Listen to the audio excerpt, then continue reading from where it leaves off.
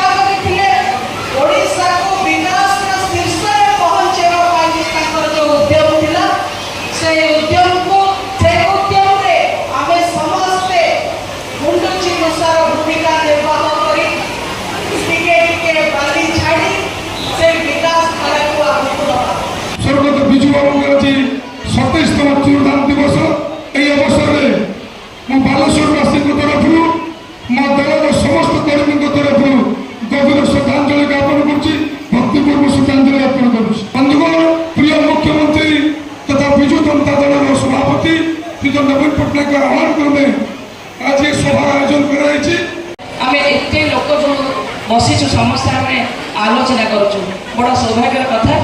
विजु बाबू प्रबाद पुरुष विजु बाबू दान ओडिशा नुहे विश्व चर्चित। आम जब दिल्ली जावा बाहर को जावा दुईटी जिनस आमर परिचय हम जगन्नाथ जगन्नाथ ता छड़ा विजु पट्टनायक।